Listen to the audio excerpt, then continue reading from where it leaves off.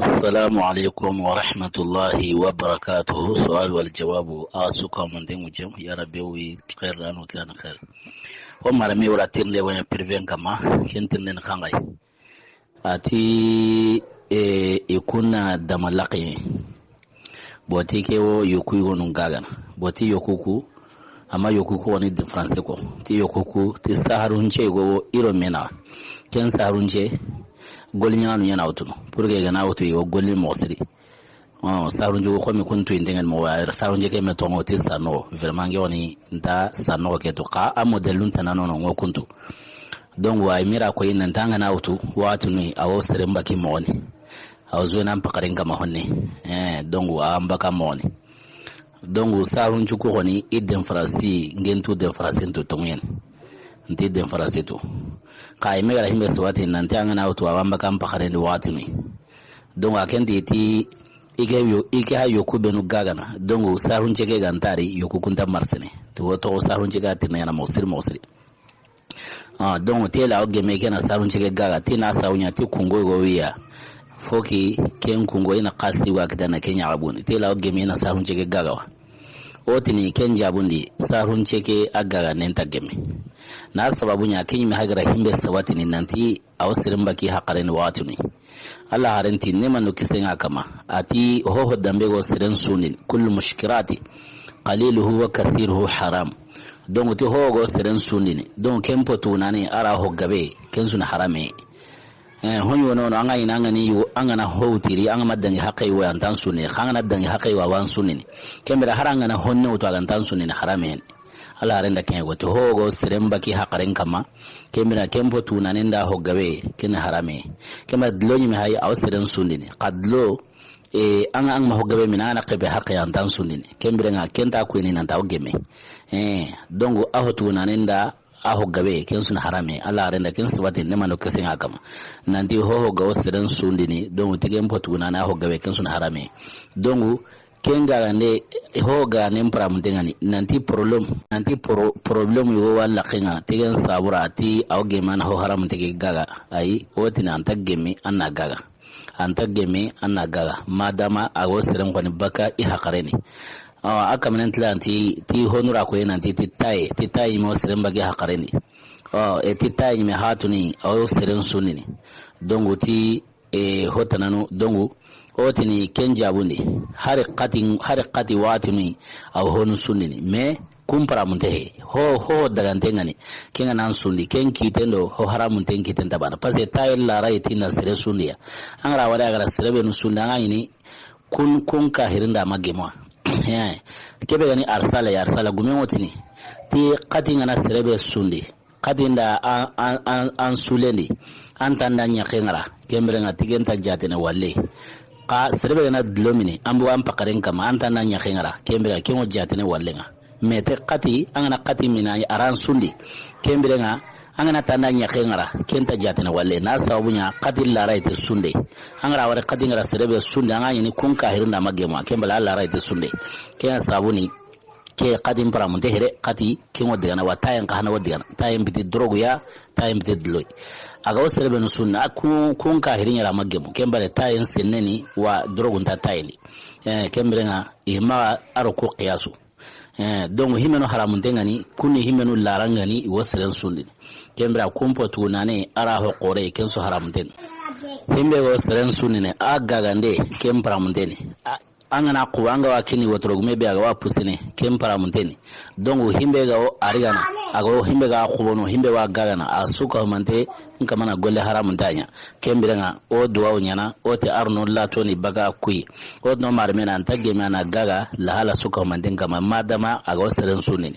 ka kebe ga ni jaranden kilenga kembiranga kubenu wasren sunni ajima aro goti himeno wasren sunni watu kunda jamadatu ko sarun juku bo jaranden kileni kunki tenta bana jaranden linin kama kunki tenta bana kadigamen ta ken kama digamen konini asu aho gaga nenta gemi ho wasren sunni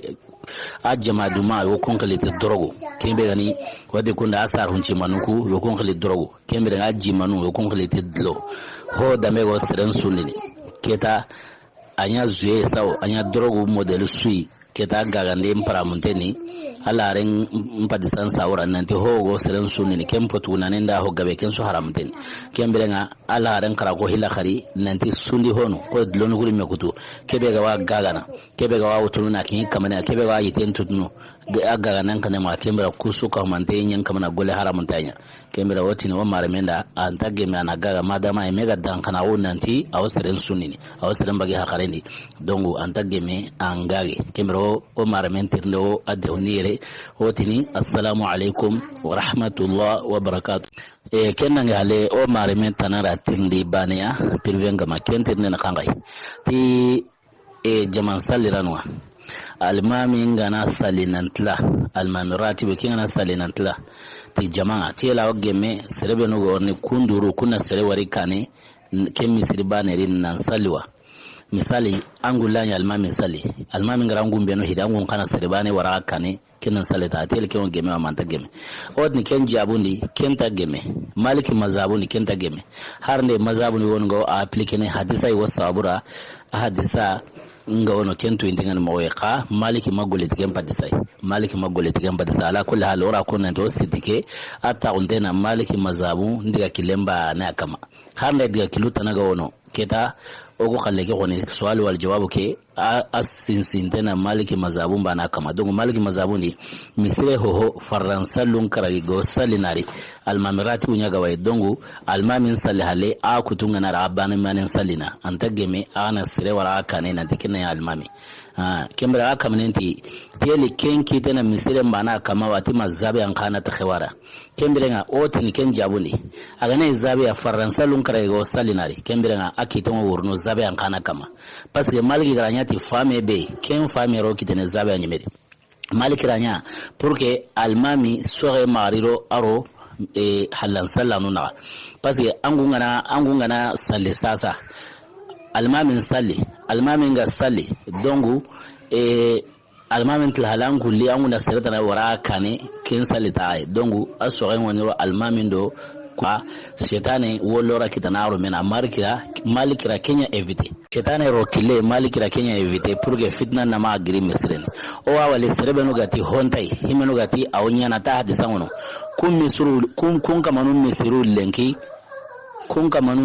lenki o wali mankayen girintengo misira kero do bangen sui na sabunya kebe yana almamirati bunga ken salihale har soroyle sorosika andari kembere ngai wasrbane wali kane wasalini o wali ko ben wasalini hati su ina almami sansenye parce que almami worni ken almamirati bunga ira ke wari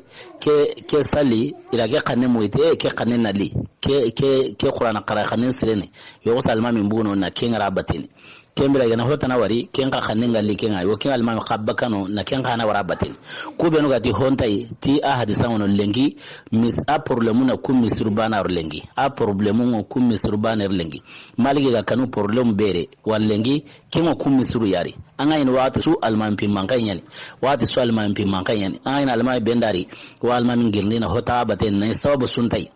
ti doro iya go sir kuma be tigen kanena li anga ina hare ayo no qur'anan karamo sire unta kendo won ko ne kalunge keta donc almami be go no anga ina ke aqranyen sireni ahrafun sireni aw salen ki do qiwa bakano ta kanen dali na sirda na warabatin donc maliki kanu ken no khwai ken sawuna gati almami ratibu ni almami be go faransa lun karage salen tagai kembre ken na saliti misirenga aga ma salle kitado aga na almamin tla don a kudu a bana manan salna tagge ma ana sirta na waraka ne nan dikin nan salle ta ken malikin mazabun da kille har ne mazabun tananu gawo sai na kama wa ken kiti bane ken wurnu zabe an kana kama aga ne zabe be faransalun krai go salinari a faransalun krai ganta salini zabe bere ken brenga kiti ken da wurnu ken zabe kamare kitege wurna faransalun krai go salini zabe bere wala odno marmena wa jabke de honini assalamu alaikum wa rahmatullah wa barakatuh